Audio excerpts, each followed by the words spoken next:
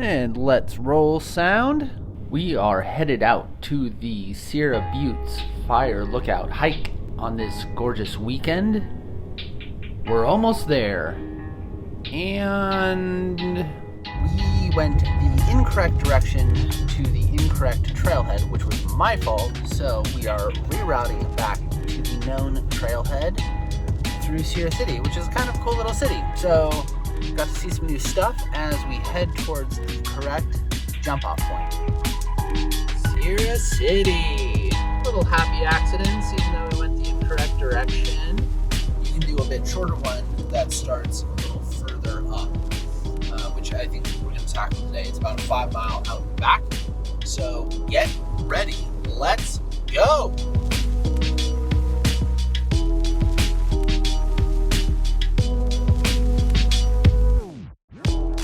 Made it to the proper trailhead after a bit of a redirect, and we're headed out. It's about 5 miles round trip, 6 miles round trip, and 1,500 feet of gain. Well, we've been hiking for about 10 minutes. A lot of vertical climb on this one. Definitely tough in the middle of summer when it's real hot. Today it's only like 70, 73, so it's a little bit more bearable. But be careful if you get out here on a real hot summer day.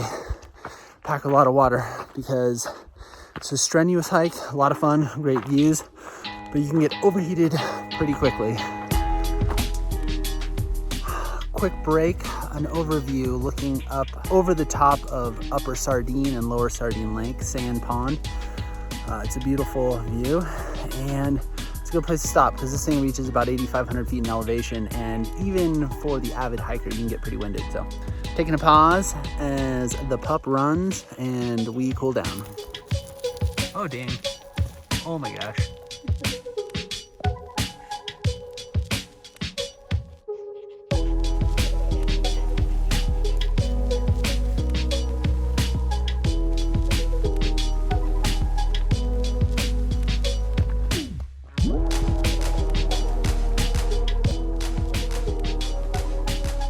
I decided to bring out the drone so you could see a bit of the scale of the rock that this fire lookout sits on. And if you've done this hike before, you get to see it from a different angle.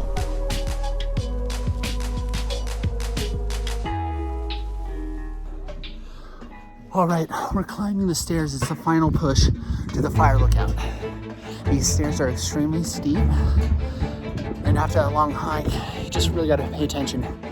Make sure you don't slip. Even though there's stairs and handrails, it's very easy to come off these things if you're being foolish. So pay attention and don't get crazy.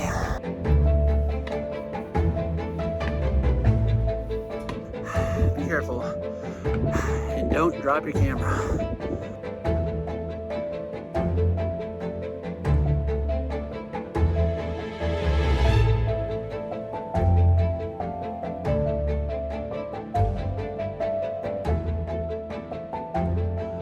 Made it to the top of the fire outlook.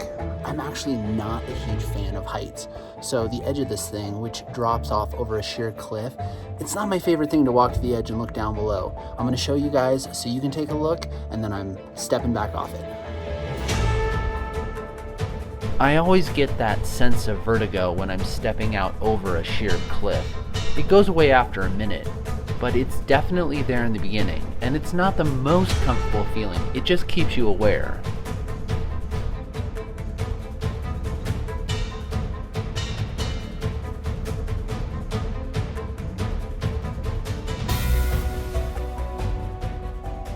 Even though I climb and I hike a lot and I get up to the top of these mountains quite frequently, I'm not a huge fan of sheer drops or looking over sheer drops when I'm not harnessed in. It's not something that I routinely do or enjoy doing, but this view is insane and the hike up was incredible. Sitting in the shadow of the Fire Tower overlook here above Sardine Lake, getting ready to have some lunch and then head back down the trail. Pro tips, grab yourself a tuna pack for good hikes. Tons of protein, very lightweight, easy to open.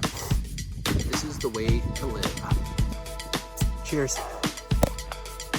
On the way down the trail currently. A little harder on the knees, but easier on everything else. Along the top of the trail, there are dozens of boulders that looked perfect for climbing. Even though I wasn't fully prepared to climb and hadn't brought my climbing shoes, I couldn't help myself. A few looked easy enough, and I had to give them a shot. The boulder that I'm climbing right now stands at about 18, maybe 21 feet tall, and if I was gonna guess, I would say it's a V2, maybe a V3. If you know it, comment below.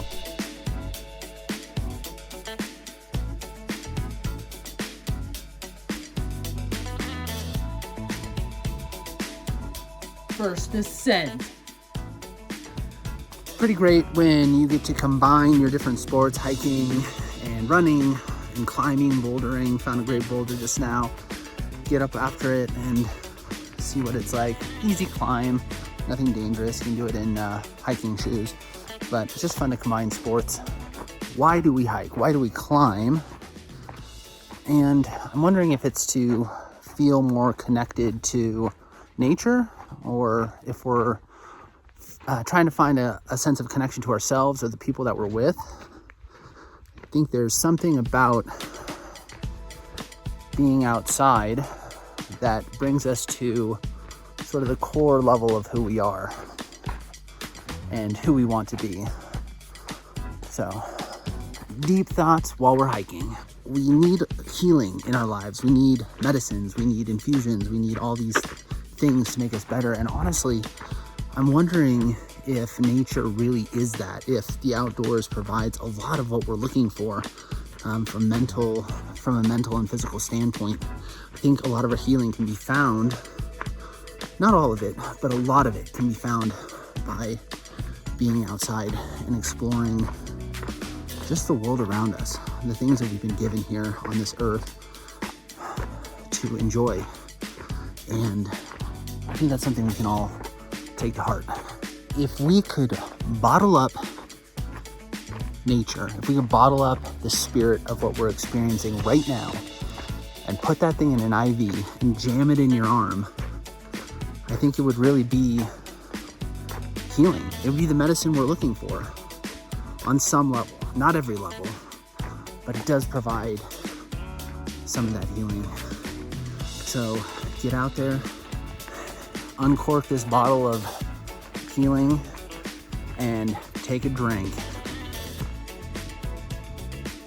Well, thanks for coming along on today's journey. Subscribe, and then get out there and live your life.